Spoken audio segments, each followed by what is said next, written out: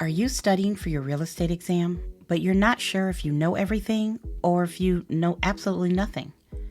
It's true, there is a lot to learn for your real estate exam, but the key is knowing that you are ready so you can walk in confident about passing.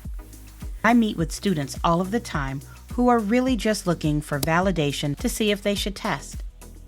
Look, I'm no mind reader, nor can I tell the future, but I do have some benchmarks or reality checks that you can use to gauge if you are truly ready to take and pass your exam.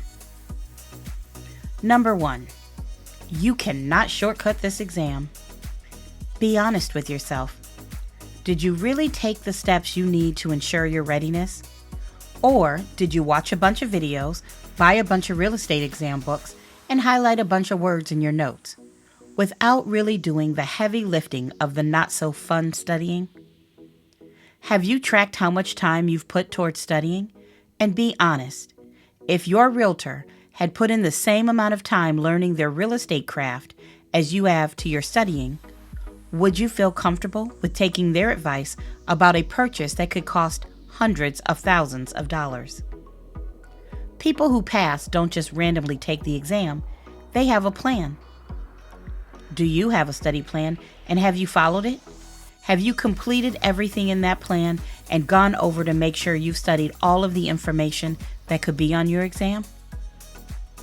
Have you taken practice exams? Not just one practice exam, but different types of exams that go over materials from different aspects. Memorizing the answers from one exam is not a guarantee of passing. Have you been studying with others?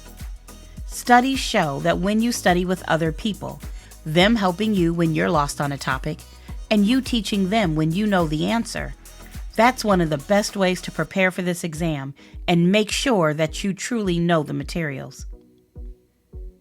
Number 2, have you been using your new knowledge? Driving down the road, do you find yourself saying things like, "That's an encroachment"? Are easements popping up in places that you swear weren't there before? Have you found yourself pointing out to your friends and family, "Oh, that's a townhome and not a condo"? If any of this sounds familiar, then congratulations, you may be ready to pass this exam. You're not trying to just learn the materials to pass the test. You're learning so that you can apply this knowledge to help people buy, sell, lease, rent real estate, and to do so without going to real estate jail. Number 3, are you dreaming about real estate? No, seriously, are you dreaming about it?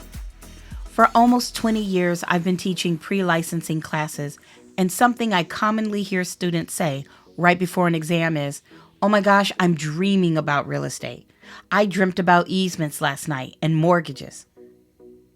When I hear that, that is a student who passes their exam.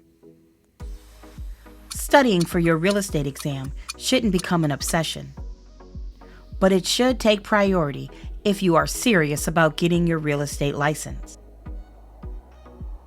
The 4th sign that you may be ready to take this exam: you have nothing left to give. Pass or fail, when you sit down to take your exam, I want you to feel confident that you have given yourself the best shot at passing. At the end of the day, what matters most is how much you put into the studying process. Sure, having a good teacher or a great tutor is helpful. Having access to amazing resources is always helpful too.